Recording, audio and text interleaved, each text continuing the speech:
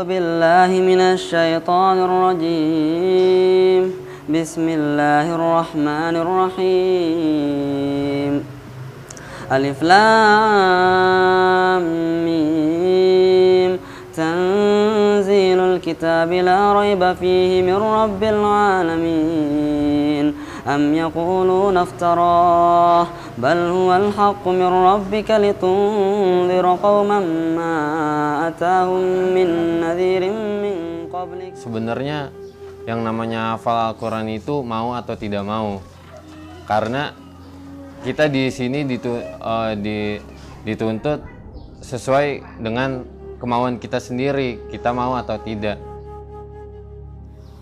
Menurut saya, salah satu motivasi untuk saya menghafal Al-Quran yaitu agar saya bisa dekat dengan Allah. Karena dengan menghafal Al-Quran itu kita bisa mengetahui dan memahami perkataan-perkataan Allah lewat Al-Quran itu. Dan dengan seperti itu, maka seorang hamba itu mungkin bisa lebih dekat dengan Robnya ketika mengetahui perkataan-perkataannya. Yang penting menghafal sebenarnya. Soalnya menghafal kita itu nanti akan mengangkat derajat kita sesuai dengan hafalan kita. Jadi makanya sangat penting, dan itu berpengaruh untuk masa di dunia dan di akhirat insya Allah. Sebenarnya sih hanya satu gitu, yaitu membahagiakan orang tua. Dimana kenapa orang tua kita harus dibahagiain? Karena sampai seumur detik ini pun perasaan saya untuk membahagiakan orang tua itu nggak ada gitu. Apa sih yang bisa dilakukan dari seorang anak muda seperti saya gitu? Ingin membahagiakan orang tua, karena penghafal Al-Quran itu adalah keluarga Allah, dan secara otomatis pasti orang tua juga termasuk keluarga Allah. Setelah menghafal Al-Quran ini, menurut saya itu dituntut untuk lebih baik lagi, karena sudah mengetahui perintah dan larangan Allah. Setidaknya kita tuh ada usaha untuk menjalankan apa yang telah kita ketahui dari Al-Quran yang telah kita hafal. Kita sebenarnya sebagai umat Islam sendiri, apalagi sebagai pemuda, seharusnya selain menghafal Al-Quran juga tahu akan kandungannya dengan artinya, kemudian bisa kita aplikasikan juga. Karena kalau misalkan kita bisa memahaminya juga, kita bisa mempraktekannya di kehidupan kita sehari-hari. Ini adalah tempat untuk menghafal Quran sebenarnya. Kemudian kita berpikir bahwa Al-Quran itu adalah kitab yang penuh berkah yang diturunkan oleh Allah melalui Nabi Muhammad SAW kepada manusia. Afala yatadabbaruna Al-Quran am ala qulubin aqfaluha. Allah mengatakan dalam surat Muhammad. Ya, mengapa kamu membaca Al-Quran tapi kemudian hati kamu terkunci? Ya. Nah, jadi di Kriyat Quran insya Allah kita bercita-cita ketika anak-anak ini, para santriwati dan santri ikhwan dan akhwat itu menghafal Quran, mereka kemudian bisa menjalankan Quran itu dalam kehidupan sehari-hari.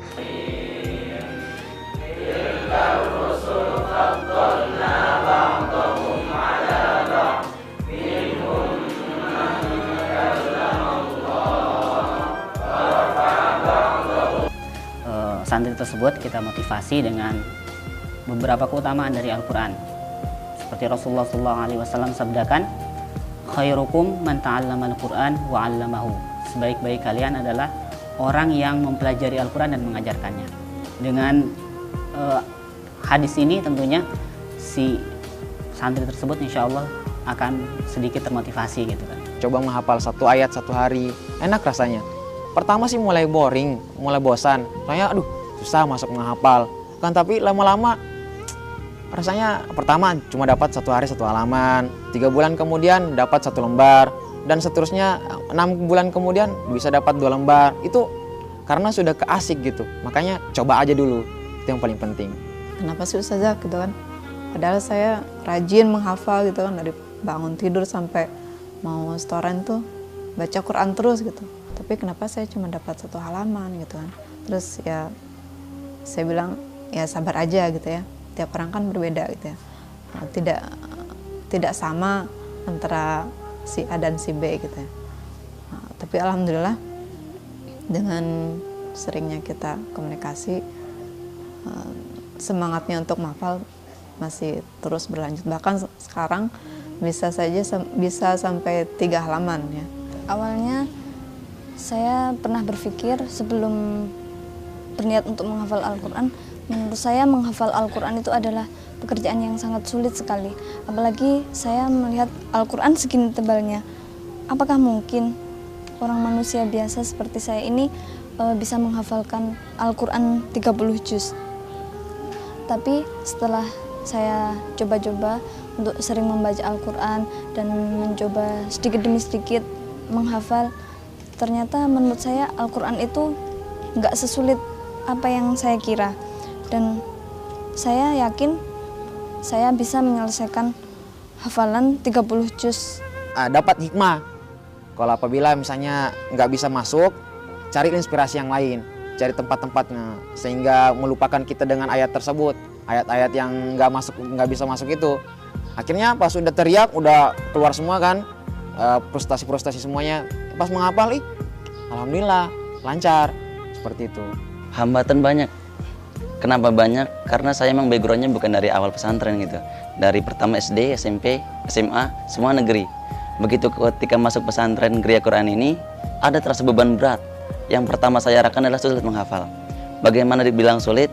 Karena emang sebelumnya saya jauh dari Al-Quran.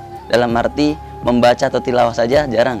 Nah, bagaimana ketika tiba-tiba pengen menghafal dan tiba-tiba susah? Dan itu saya rasakan benar-benar terasa. Sampai waktu itu saya menangis, kenapa nggak bisa menghafal? Maka banyak curhat kepada Ustadz. Kenapa? Apa jawaban Ustadz adalah dan bersabar dan ada ikhtiar, kemudian doa. Akhir triwulan pertama, maka kemudahan itu sudah saya dapatkan. Sehari sehalaman saya bisa lakukan, walaupun pertama sebelumnya itu 1 ayat pun susah masuknya. Kok bisa gitu? Ya itulah perjalanan dan butuh perjuangan sebenarnya. Yang menjadi hambatan adalah, yang paling besar hambatannya adalah malas. Itu saja. Tapi apabila kita rajin, oh ya udah, maka apapun yang terjadi, susah pun ayat itu ya mudah aja. Karena sebenarnya itu adalah keyakinan dan keinginan yang kuat. Wa man jahada fa innama yujahidu li nafsihi. Barang siapa bersungguh-sungguh, maka dia akan mendapatkan kesungguhan itu sesuai dengan apa yang dia dapatkan. Jadi harus sesuai dengan kesungguhannya. Jadi tidak mengenal yang namanya gimana, tapi yang mengenal kesungguhan. Dan masalah pencapaian itu tergantung santrinya itu sendiri. Sebelum menghafal itu, terlebih dahulu baca dulu artinya, supaya kita mengerti, oh ceritanya tentang seperti ini. Nah, ntar kalau misalnya kita udah mengerti artinya, biasa ke bawah dengan ayatnya. Oh artinya sama dengan, biasanya kan ada perkataan bahasa Indonesia sama perkataan bahasa Arab sama, jadi mudah dihafal. Artinya dulu, udah ditadaburi, akhirnya bisa menghafal. Udah menghafal, enak biasanya, langsung cepet menghafal. Setiap santri gitu, setiap manusia diberikan oleh Allah Subhanahu wa taala kadar kecerdasannya itu berbeda-beda gitu. Tentunya kita juga tidak memaksakan seorang santri itu untuk menghafal sesuai seperti yang kita kehendaki gitu. Tetapi tentunya semaksimal yang dia mampu.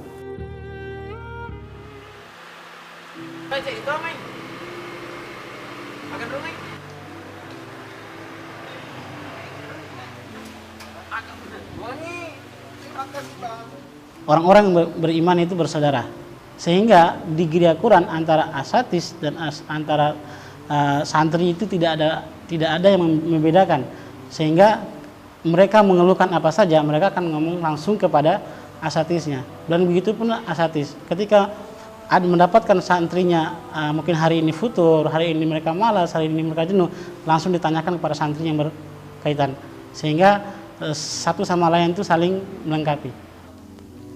Memberikan solusi ya bagi para santri yang merasa jenuh dengan menghafal Al-Quran, yakni yang pertama kita terus memotivasi mereka ya, memotivasi bagaimana untuk tidak futur, tidak down.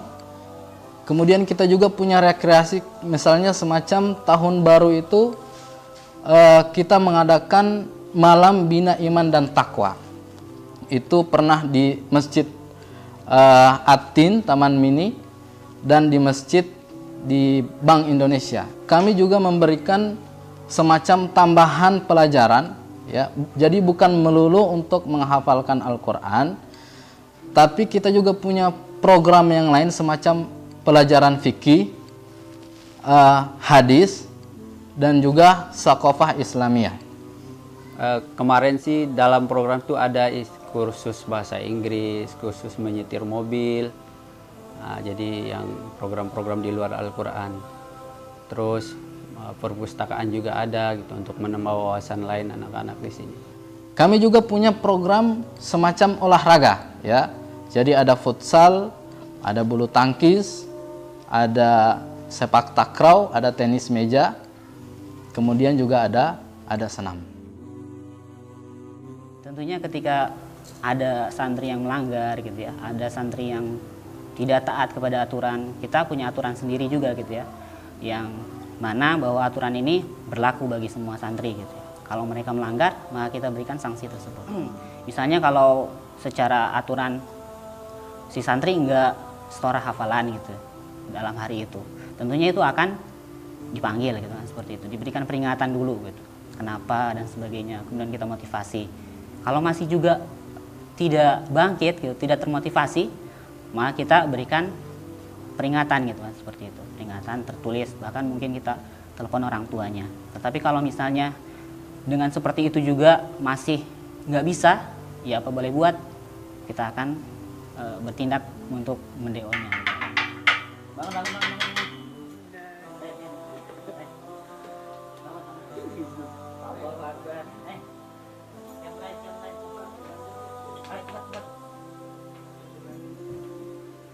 Langsung yang duduk bangun. Langsung duduk. Bangun. Bangun.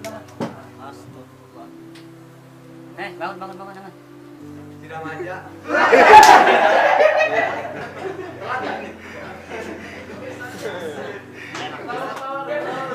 Itu ketika sepertiga malam, suasananya itu lebih tenang. Kemudian hati khusyuk pun ada. Maka dari itu, kayaknya cahaya-cahaya Allah itu datang gitu. Maksudnya kita bisa lebih tenang, hafal pun mudah masuk. Tapi yang jadi masalah adalah ketika kita susah bangun malam. Dan bagaimana kita akan bisa menghafal dalam waktu itu. Maka solusinya adalah ketika kita mau tidur, dipercepat tidurnya, mungkin jam 9 atau sebelum jam 10, maka bangun malam itu bisa kita lakukan, habis tahajud kemudian kita menghafal. Maka mungkin habis subuh bisa kita storin dengan lancar insya Allah. Sebenarnya setiap triwulan gitu ya, ketika diumumkan prestasi santri-santri hasil ujian mereka gitu ya, kita berikan reward gitu ya bagi mereka-mereka yang 3 besar gitu, putra-putri gitu, seperti itu. Dan banyak bermacam-macam, ada berupa ya bingkisan dan sebagainya gitu ya. Ini tentunya untuk memotivasi yang agar mempertahankan gitu semangatnya, dan akan memotivasi juga yang teman-temannya yang lain untuk bisa berkompetisi gitu, seperti itu. Fastabiqul khairat. Soalnya ibu saya kan lagi sakit. Nah, jadi kalau ada kabar dari ibu lagi sakit, ya sering kepikiran ibu gitu.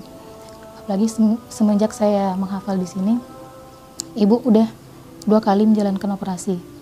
Ya, jadi pas di situ seringnya pas lagi menghafal, ya keingetnya pengennya pulang gitu. Ingat orang tua, ingat ibu. Ya tapi di balik itu ada termotivasi lagi gitu. Ya saya harus cepat-cepat menyelesaikan ini supaya bisa cepat pulang, bisa ketemu sama ibu gitu. Soalnya ya motivasi saya pertama menghafal itu adalah ibu. Santri itu punya jatah pulang, menjenguk orang tuanya minimal 6 bulan sekali. Jadi dalam waktu 6 bulan itu mereka boleh pulang untuk menjenguk keluarganya. Wah, kangen ya, yang namanya kangen pasti ada, apalagi sama orang tua yang setiap harinya kalau misalkan kita di rumah sering dimarah-marahin, ya di sini kita kangen lah, kangen karena sering dinasihatin sama orang tua kita, dia ngintin sholat subuh misalnya dan sebagainya. Pasti rasa kangen itu pasti ada sama keluarga. Halo, Assalamualaikum. Bu kangen bu, pengen pulang. Sebenarnya pengumpulan HP ini tujuannya untuk membuat mereka lebih fokus ya. Kita sudah coba membebaskan mereka gitu untuk memegang HP dari angkatan pertama dalam waktu beberapa bulan.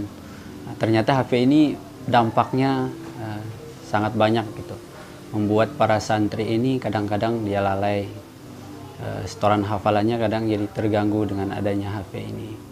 Kadang-kadang mereka ngaji, ada bunyi SMS masuk gitu kan, hilang konsentrasi di situ. Mereka ketemu dengan malam minggu baru dikasih. Nah, mungkin mereka baru di situ membuat nelpon keluarga ataupun orang tua dan lain sebagainya. Kita sebenarnya kan dalam di Gria Quran ini ada 8 triwulan atau 2 tahun gitu ya. Dari 8 triwulan itu, triwulan pertama itu kita gunakan untuk tahsin, perbaikan bacaan si santri tersebut. Jadi ketika sudah baik bacaannya, kemudian mulai menghafal juz 30 gitu ya. Nah, di triwulan inilah gitu, hanya memperbaiki bacaan, kemudian menghafal juz 30, disertai tilawah sebanyak-banyaknya. Kita targetkan untuk di triwulan ini, di triwulan pertama ini, setiap santri harus tilawah minimal 1 hari itu 10 juz. Di sini para santri yang sudah menyelesaikan 30 juz setorannya, dia rekaman. Rekaman fungsinya yang pertama adalah untuk dokumentasi bahwa si santri ini sudah menyelesaikan hafalannya gitu ya. Bukti bahwa dia sudah menyelesaikan hafalannya dengan gambar berupa video seperti itu. Yang kedua, ya fungsinya sebagai kenang-kenangan juga gitu ya. Nanti mereka sudah pulang dan sebagainya, itu menjadi kenang-kenangan bahwa saya sudah menyelesaikan hafalan Al-Quran 30 juz seperti itu.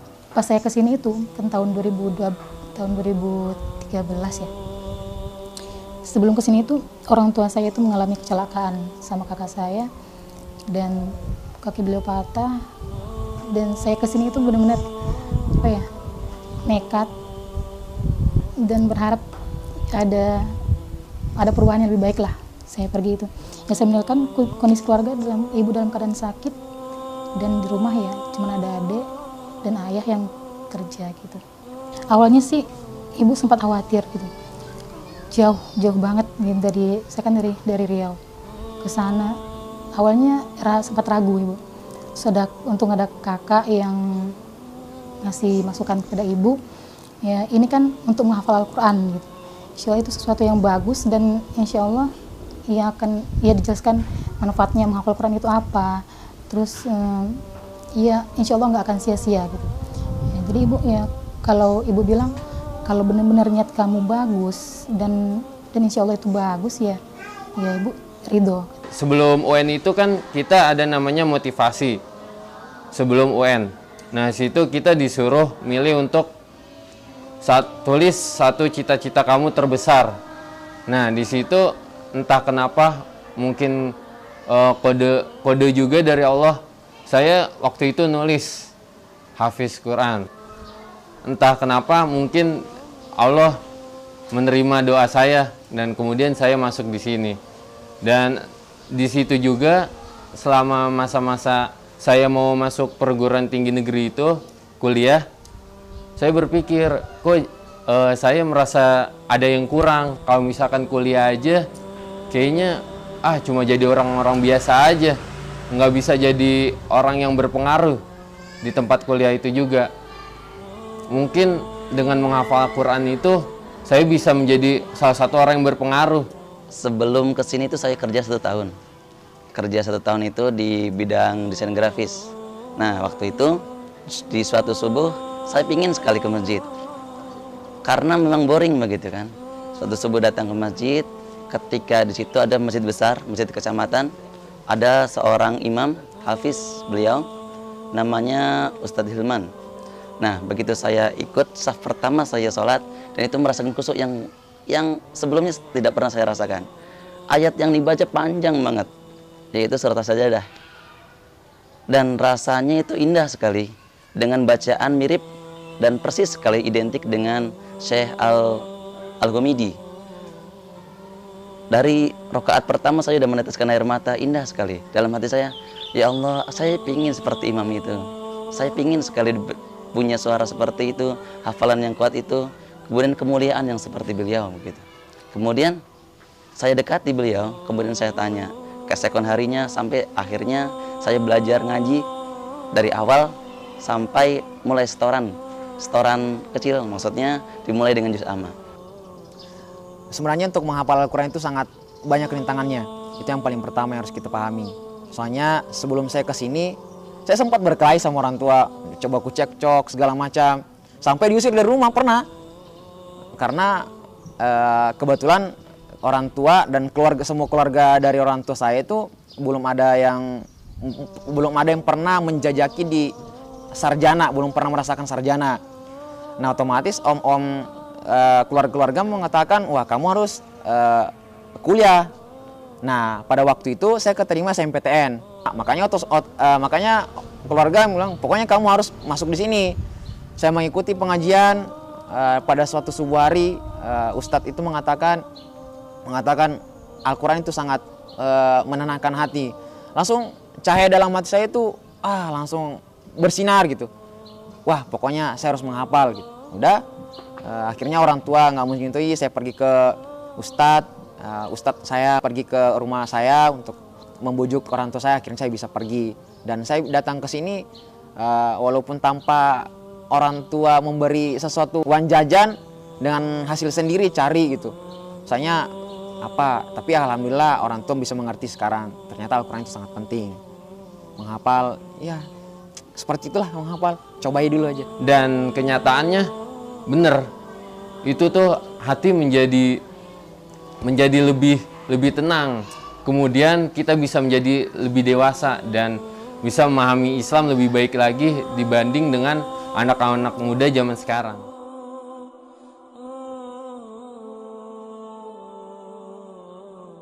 A'udzu billahi minasy syaithanir rajim.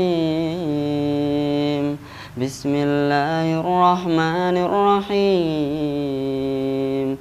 Inna fatahna laka fatham mubina liyaghfira laka Allahu ma